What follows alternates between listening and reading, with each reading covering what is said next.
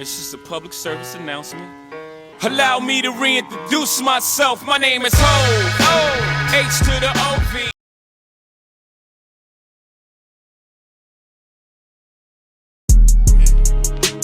I swear I've been listening to Big too much. I'm ready to battle.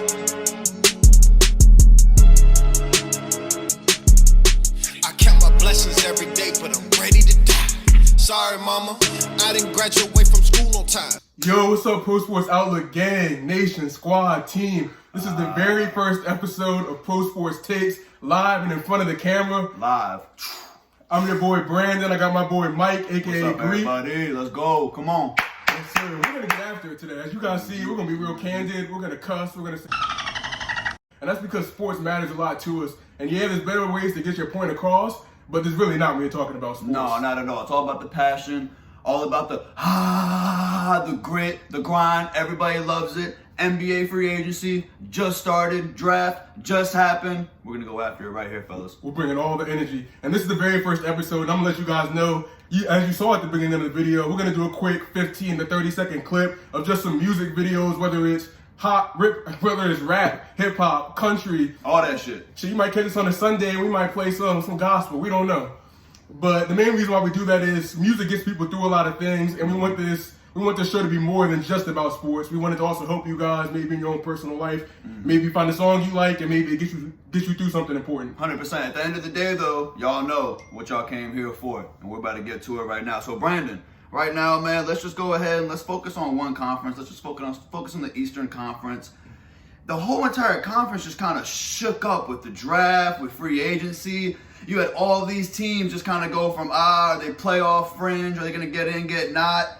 And now it's like, damn, you're looking at the whole East, like 12, maybe even 13 teams that might actually have a shot at it. Yeah, I mean, Eastern Conference GMs did a great job. I mean, every time you thought about the East, probably growing up, or even in the last 10 years, it's always been the bottom dweller compared to the West. Mm-hmm. And now, like you said, we got 6 dominant teams in the East already, and now it's expanding to there's about 11 good teams in here. It's really there. Yeah, it's really going crazy. I mean, like we said, you got teams like, actually, you know what? We're going to talk all about all that through the whole entire thing. Not even going to give any hinters or any, spoiler alerts at all. So with that said, let's just get right into it. Mm-hmm. And we got to start with the A. We're going in alphabetical order, so we're starting with the A. Atlanta. Yes, Woo! sir. And one of the best things Atlanta did in the middle of last year was getting rid of Lloyd Pierce and getting Nate McMillan. And the first thing they did this offseason was sign him to an extension. So bravo for that. Mm-hmm. They also did 2 more important extensions, Trae Young and John Collins. Mm-hmm. They also re-signed Lou Will for a year. And they drafted Jalen Johnson in the first round. Jalen Johnson's an interesting prospect. He's the one that left Duke in the middle of the year just to only focus on the draft. And a lot of GMs and a lot of coaches kind of hated on him from that. But he has really good defensive potential. And he was one of the top 5 players coming out of high school. So that's going to be interesting. And they got a sneaky pickup in DeLon Wright. DeLon Wright does a lot of the little things that this team can really benefit from. And he's a big guard, and that's something that they don't have. They have 2 small guards in Lou Will and Trae Young. So kicked it off with Atlanta. They had to keep their guys together at the end of the day. Atlanta's a young, up-and-coming team. They did a lot of good stuff last year that many people didn't really see coming. I got a lot of, good stuff looking for them in the future. Anyways, going to the next team, Boston Celtics. One of the more interesting kind of teams right now. Kemba Walker gone. Had to get him out of there, though, at the end of the day. Not a horrible move. Evan Fournier didn't get re-signed. That's also a little shaky because their depth is kind of, They brought in Josh Richardson, Al Horford, and Enes Kanter. Don't think that's going to get that done, really. They were a fringe playoff team last year. Didn't look that great. Have a new coach now. GM is out of there. Put Brad Stevens in a GM role where really we don't know if he's right for it. It's really just kind of testing the market right now. But at the end of the day, they're going all in for 2022. And if that doesn't work out, wow, it might all blow up in their face. So we'll see what happens. At the end of the day, they have Jason Tatum and Jaylen Brown leading the squad. So, look, it's 2 guys that are under 25, that one of them is an all-NBA kind of player. The other guy is definitely a NBA all-star caliber player. So when you have 2 guys like that, you can't be too sad. But at the end of the day, they don't really get the fan base and that just whole organization and city kind of hype for this upcoming year. Mm-hmm. Boston is a really important and big fan base. They're very passionate about their team, and they want to win right now. But Boston actually did a lot kind of this offseason. Like you said, Greek, they realigned the whole front office. They got Kemba's ass out of there. They let Fournier walk. They didn't want to pay him $20 million a year. And just like you said, it's all about next year. So they're going for a big free agent. Maybe they can land their guy Bradley Beal. Hopefully not, but we'll see. Number 3, we got the Brooklyn Nets. The Brooklyn Nets, they mainly focused on growing around, obviously, the big 3. They can't sign too many people. They can't do this, that, and the third. But they did have 2 first-round picks, and I actually like both of them. They got Cameron Thomas out of LSU in the first round. He's actually one of the top freshman scorers of all time in college basketball history. Yeah, I think he ranked in the top 10 or the top 15 in points per game as a freshman, so he can fill it up. He can score. And being around those 3 superstars is only going to help his progression. They got Day'Ron Sharp at the end of the first round, who's a big center, more traditional. Probably would be a lot better than the NBA about 6 or 7 years ago. He's a big guy. Hopefully he can move his feet well and maybe switch on some guards, but he might get exploited in certain situations. Needed it though. Yeah, he's a big guy in the paint, like and he's a solid pick at the end of the first round. They got 3 second-round picks in the trade with the Washington Wizards to get Spencer Dinwiddie over there in the sign and trade. So. They weren't looking for much in that. They couldn't really do much about it. They tried to hit Washington Wizards with some bullshit. Give me Denny or Rui. Give me another first-round pick on top of that. Tommy Sheppard wasn't having it. It just wasn't going to happen. Brooklyn Nets were the Brooklyn Nets at the end of the day. Exactly. It's going to be very scary. They got Javon Carter when they traded Landry Shamet to Phoenix. Not a bad pickup. Not a bad pickup. It could be solid. He's a good defensive guard. He's good at defense. That's about all day. Right. Coming out of West Virginia, it's pretty much it. Hey, summer league guy. If somebody goes down, put him in there. Whatever. At the end of the day, they know exactly what the fuck they're doing. Kevin Durant, James Harden, Kyrie Irving. Throw it on the court. Yeah, they got the team set. Yeah.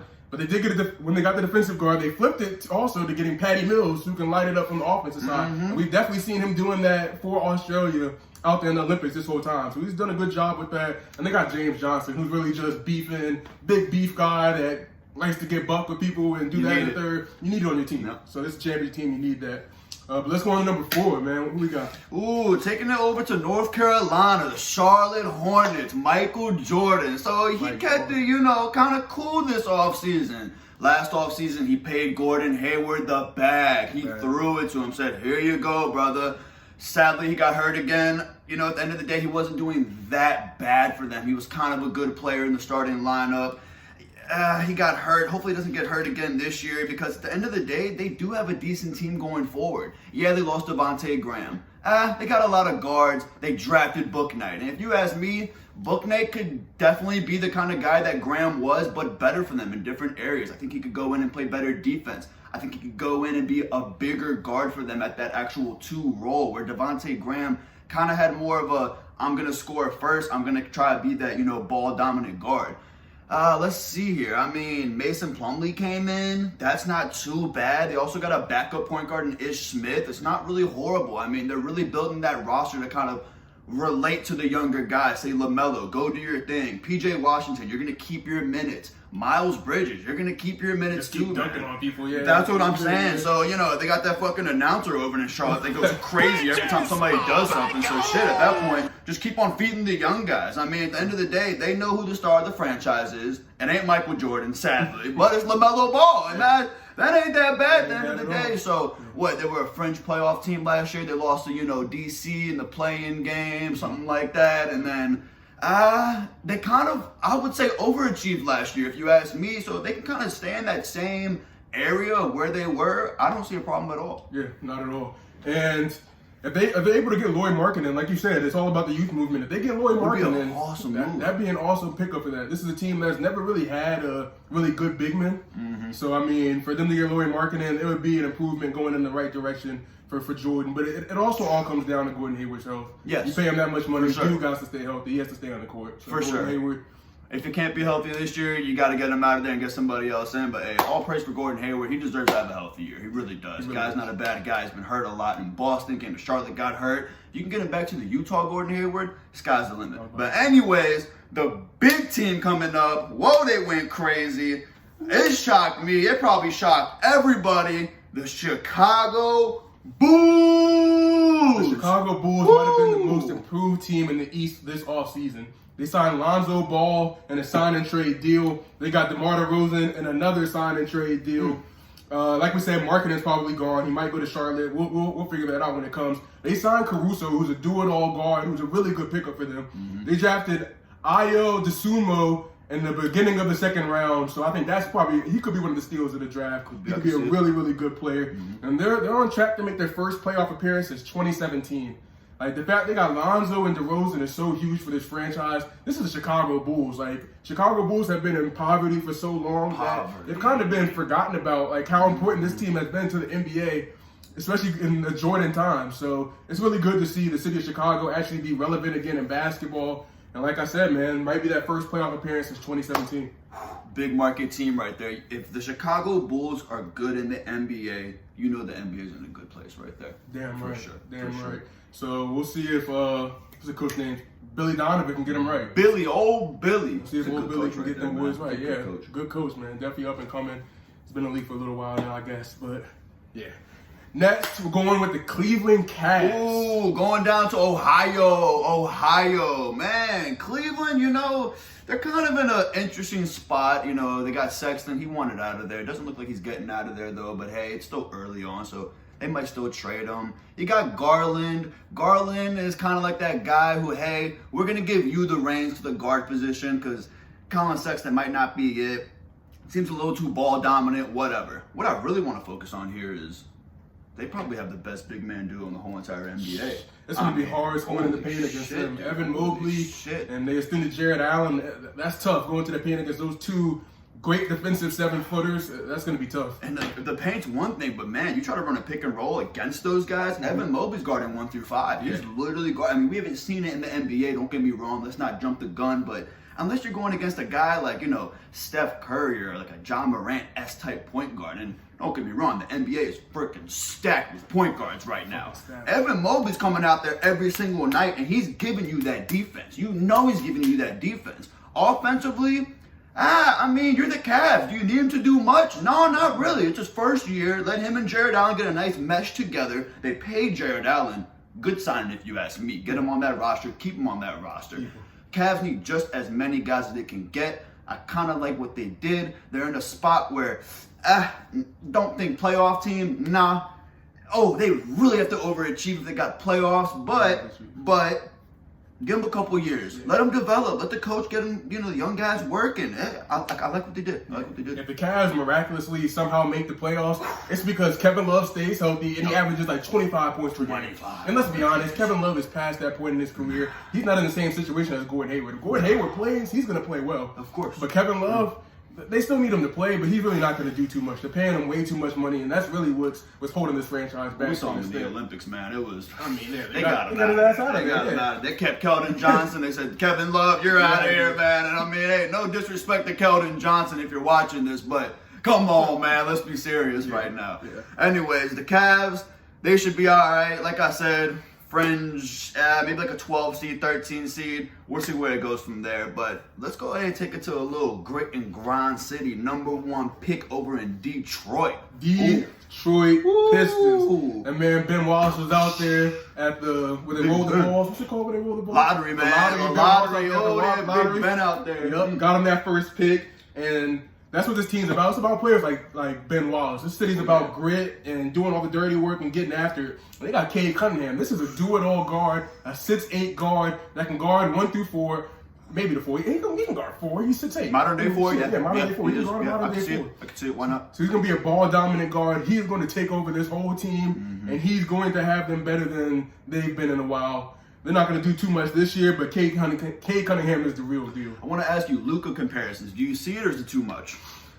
I don't know. Tough, right? Yeah, it is tough. I definitely see the comparisons. See it. It's just size, right? His jumper's there. Like, you know, it's tough though because Luka. I mean, we've been seeing what he's been doing in Slovenia. Holy shit, the guy's going crazy. I mean, when you watch Luka's draft tape, it was like, damn, this guy's gonna be pretty good. But when he just got into the league, his ability to hit these step backs, his ability to take his time and go through the lane like it's nothing, it's kind of hard to compare that to other players. But if there's a player that's coming in the draft that could be like that, it is 100% Cade Cunningham.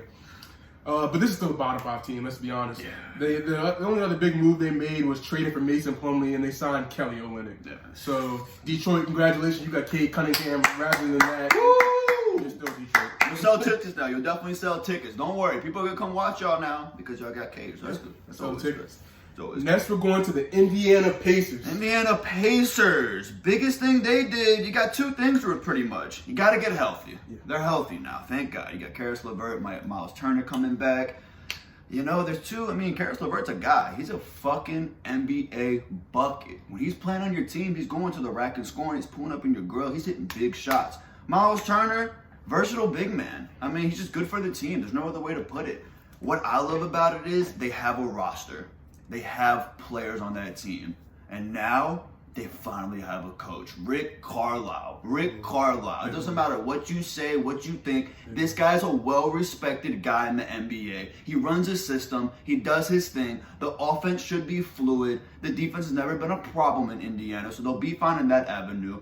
And I mean, they'll kind of just keep on doing what they're doing. The East is stacked. They're in that playoff hunt with a bunch of other teams. If they can really go to their ceiling, I think their ceiling is about maybe a 4 seed, maybe a 3 if they, like everybody's hitting on all cylinders. I mean, Rick Carlisle just kind of bring a whole other dimension. You know, they got McConnell back, right? Yeah. Good for them. You know, I guess that's cool.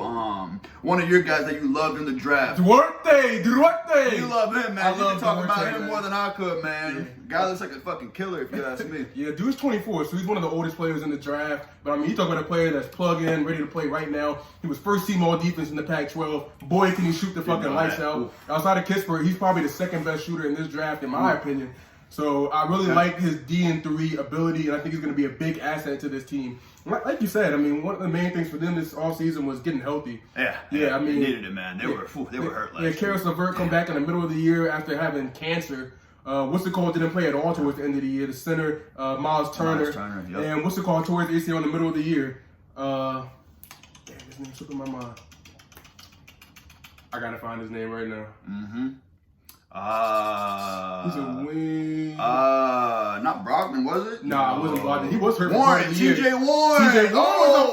Mr. Bubble. Oh, if he gets back into form, they might be an issue. Oh my God. Yeah, to go down when you're at the best part of your career, like the highest your career gets. I hope he gets back. So ass. The person I was thinking of, I completely forgot about fucking TJ Warren. Yeah. It's Jeremy Lamb. Jeremy Lamb tore his ACL in the middle of the year. Yeah. This is a good squad. They got Brogdon, LeVert, Warren, Sabonis, Turner, McConnell, Duarte, Justin Holiday, Jeremy Lamb when he comes back. Torrey Craig. They got Torrey Craig too. What the fuck? Oh my gosh. I mean, they traded away Holiday. Aaron Holiday, right? Yep. And the Isaiah Jackson trade. Yeah. He's supposed to be a defensive center. I guess not like Miles Turner, but he's supposed to be, I guess, a decent backup for Miles Turner. Kind of similar type player, I suppose. So Indiana fans, we're looking at you. Make some fucking noise. Oh, yeah. Go into that Indiana Pacers arena and make some fucking noise for your boys this year, man. They might surprise y'all. Who knows? Anyways, we're going to a place where I know noise is being made everywhere. Ooh, South Beach. I'm taking my talents to South Beach. Miami, man, let's go. I'm fucking weak. I love that intro. But Miami Heat, they've been looking to acquire another all-star. They've been talking about all different types of point guards, Bradley Beal, this, that, and the third, and they got their guy in Kyle Lowry. They had to give up Goran Dragic and Precious Achiuwa, who I think is kind of tough to give up Precious. I think he's going to be a good player over time. Big, lengthy guy going to Toronto. We also lost Kendrick Nunn to LA in a deal that didn't even make sense, man. Damn, I don't even want to talk about Nunn. They got the Duncan extension done. They got PJ Tucker.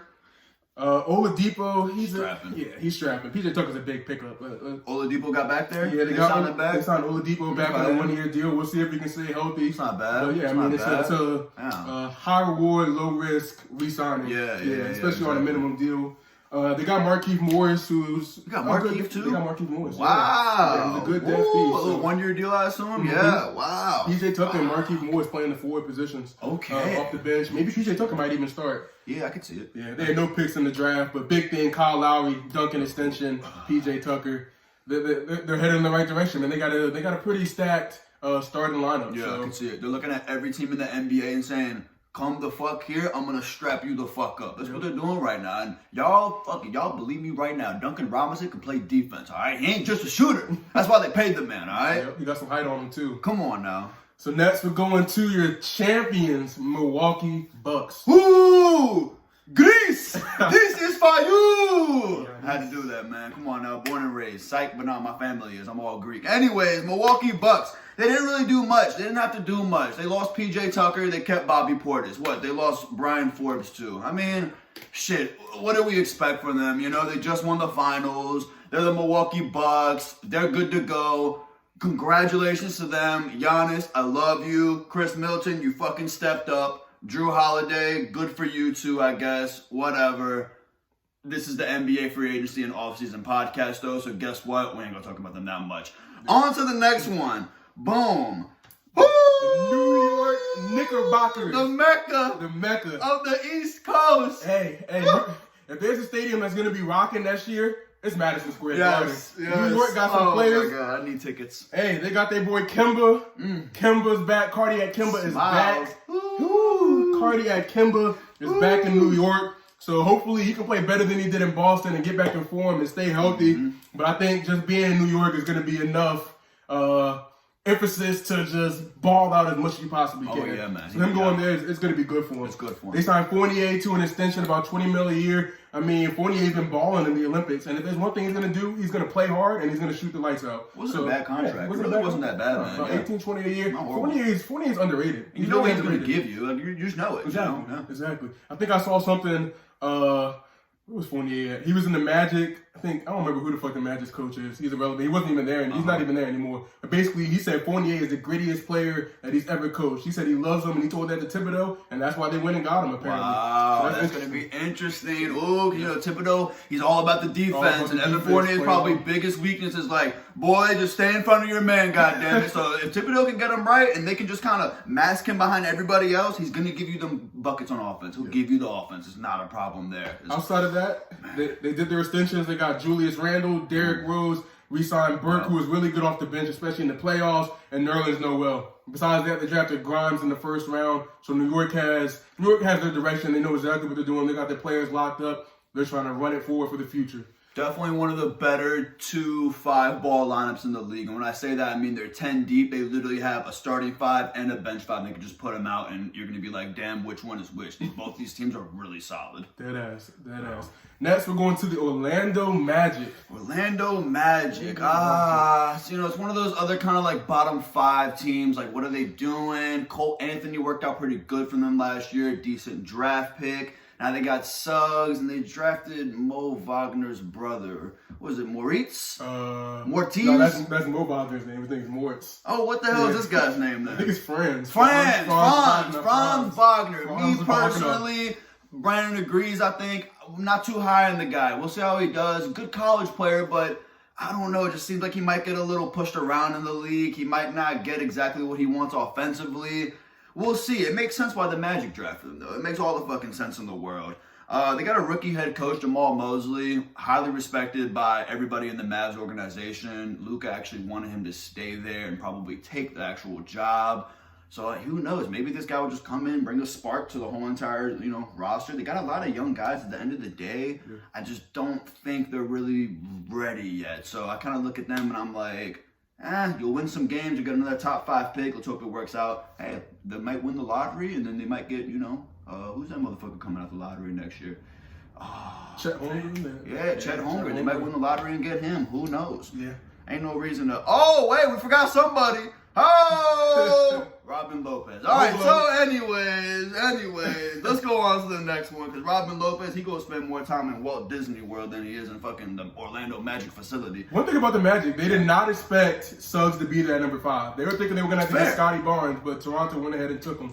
So I guess they got kind of lucky there. They're probably excited about that. We'll talk about that in a second here. But anyways, let's go over to, probably the biggest question mark right now in the NBA when it comes to a player and organization. Over in Philly. Yeah, we're going to the Phillies. We're going to the 76ers. Number one, I just got to say, everybody loves Daryl Morey for this, that, and the third. He's still kind of fucked up what the Rockets did with that no center shit. I personally want to say Daryl Morey's a clown. He's a clown. The trade offers that he's trying to get for Ben Simmons is fucking ridiculous. He's on some clown shit. He's going to lose a lot of respect from teams across the league, and it could affect the package that he really wants to get. So he needs to chill out with the 4 firsts and getting an all-star player back and some swaps on top of that. He's out of his mind. He's just trying to fleece teams, and it's not going to work. And number one, Ben Simmons isn't even talking to the team. So he's at a point where he's going to have to get something done at some point. That sucks. At some point, yeah. That sucks. He's in a really bad position. It's crazy. It's so crazy to think about where they're at. You hope that maybe Philly can get some sort of good compensation for him, but at the end of the day, Ben Simmons is still a good basketball player. Yeah. How good is he, though? That's the question. How much can he improve? That's the question. They got Drummond outside of that, who, I mean, it's a good pickup. It's interesting to see how much he's going to play since they got Embiid. They can't play together, so he might only play 15 minutes a game, which could be good for him. He won't get in foul trouble, get him in, get him out, keep his motor up. Got that real estate. Got that real estate, man. Ooh. Watch out. And they drafted Jaden Springer in the first round, who's supposed to be a really good defensive type of guard out of Tennessee. We'll see how he can progress.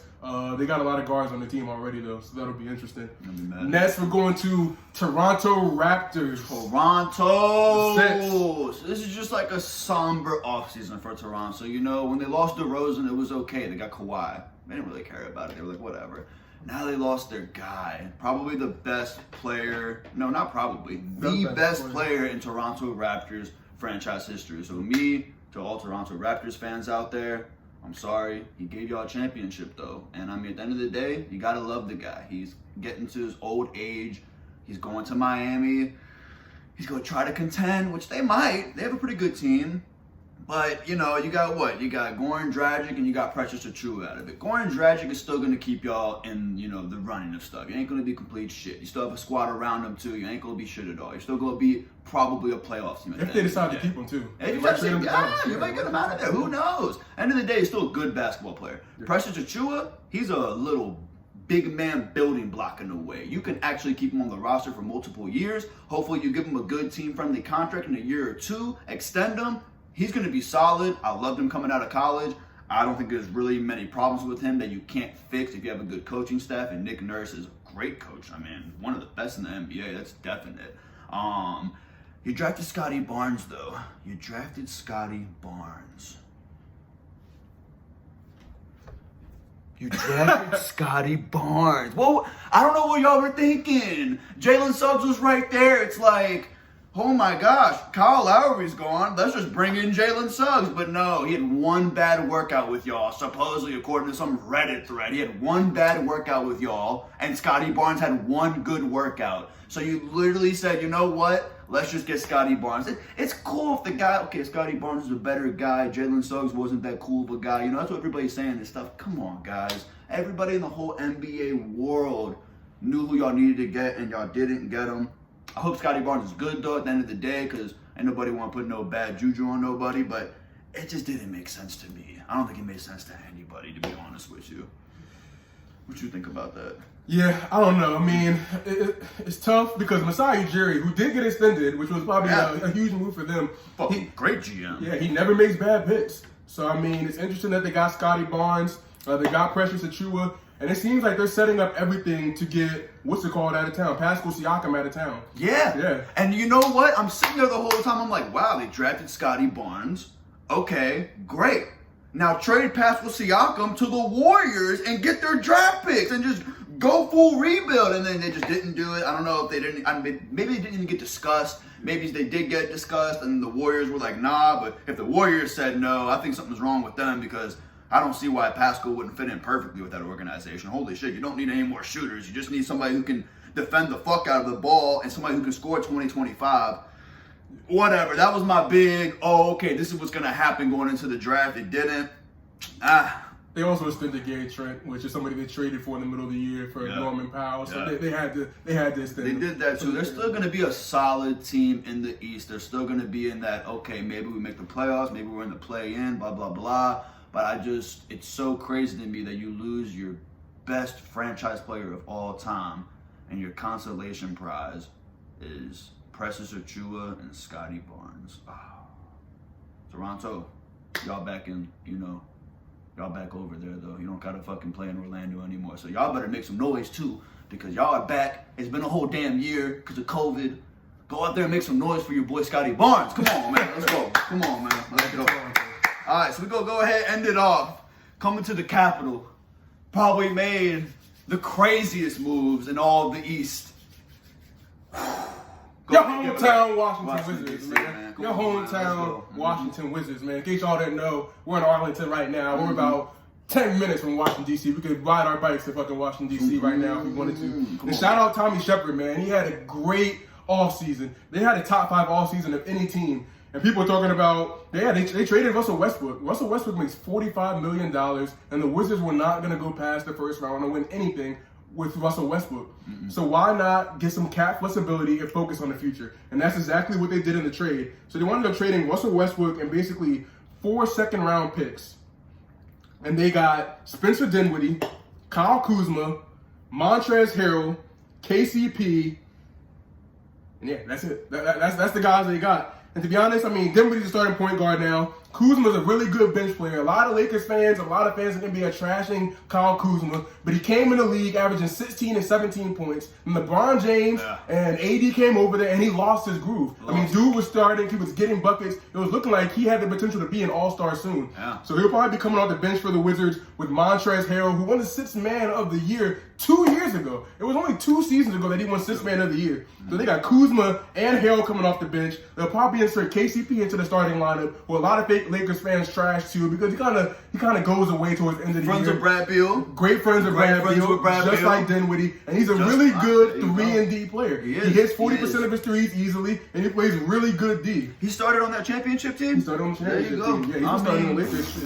Really LeBron got there. You can't really say much bad about him. Yeah. You really can't. So the Wizards drafted Kispert, who is the best shooter in the draft. They drafted a player that's not very athletic, but you know what you're going to get from him. He's going to come in knocking down shots, kind of in a Duncan Robinson type of, maybe not that high coming into the league. Obviously, Duncan Robinson is a little stretch because he might be the second best shooter in the league behind Steph. I don't know about all that, but he could get there though. He has that. His film shows it. Duncan Robinson's also been put in a really great situation under Eric Spoelstra. I mean, they've been setting up plays for him. You watch the film, and it's like you don't see Duncan just getting the ball and dribble. His play setup is so fluid. They give him that, I'm going to make sure a guy that's smaller than you is guarding you, so even if his hand goes up, you're still going to be able to see the rim. It's amazing. It's amazing. I mean, he's going to be, at the worst, a better version of McDermott, who had a really good year last year. He shot the fucking lights out. But really, the reason why the Wizards did such a great job, they came into this offseason with barely any money, because Beal, Westbrook, and fucking Davis Bertans was taking up 75% of the team's cap. They got Russell Westbrook out of there with a couple of second-round picks, and they got Dinwiddie, Kuzma, Harrell, KCP. This is one of the deepest teams in the league. This team is 12 people deep. It might have the deepest bench, maybe even the best bench in the league. Listen to this bench. Kyle Kuzma, Montrezl Harrell, Davis Bertans, Denny Avdia, the 9th pick of last year, Thomas Bryant, who was averaging like 15 or 17 points before he tore his ACL last year. They got Corey Kispert, and they got Aaron Holiday as part of the trade. That is their bench. That is their 7 bench players. This team is 12 deep. I can almost confidently say that bench can probably beat the Magic in literally a game 7, best of 7 series. I think I can confidently say that, to be honest with you. Deadass. They would give them maybe That's a good bench. It's a good bench, man. It's a good ass bench. So yeah, this episode was all about the Eastern Conference all-season and draft. We got 15 teams. We knocked them the fuck out. Boom, boom, boom, boom, boom, boom. And man, it's been a crazy all-season. The East has really elevated, and they are really better than the West now. You can really confidently say that. It has to be that. That has to be said. I don't care if y'all say Lake Show, oh my God, Utah Jazz, fuck all that, okay? The East has taken the reins, and they're better than the West now. There's no doubt about it. And good for Chicago, good for New York, and good for motherfucking DC, because they made moves. They made moves, man. It's going to be a crazy race to get in those last 2 playoff spots in the East. I mean, the top 6 are pretty much automatically locked up. It's Atlanta, Brooklyn, Miami, Philly, Milwaukee, and the New York Knicks. Those 6 are locked up. But after that, it's going to be a battle. It's going to be a battle between... You could say the Knicks in there, too. The Knicks, they're better than... I'll give it to them. Whatever. So it's going to be a fight between DC, Boston, Toronto, Indiana, Chicago. Woo! That's a 5-team race for 2 spots, and Charlotte on top of that. Charlotte too. That's Yeah, got the 15 young team coming up. Adam Silver, I hope you're watching this. Thank you for keeping the play-in tournament because, oh my gosh, it's so much fun. It's literally the best. I was personally with this man at the game last year when the Wizards beat the Hornets to get that good spot to go into the play-in tournament. Make sure, at the 9 seed, right? Yep. Yeah, that's what it was. And that was huge at the end of the day. I mean, that was big. We became the 8 seed. They became the 9 seed. Okay, boom, just like that. And that just kind of, I mean, if they don't win that game, they're not getting into the playoffs. And they had so much hype. The whole stadium was going crazy. Wow. Russ had his triple-double shirts out there. He was going wild. So, Adam Silver, thank you, man. Just want to say that. And that wraps up the first episode of Pro Sports Takes. Please don't leave here without hitting that like button and subscribing to this channel. Drop some comments down there, too. Let us know what we did good and did not do. Let us know your takes. Let us know some of the best off seasons in the East. Yup. And best believe we'll be back real soon with that Western Conference video. Real soon, y'all. Stay tuned, all right? Peace, Pro Sports Gang.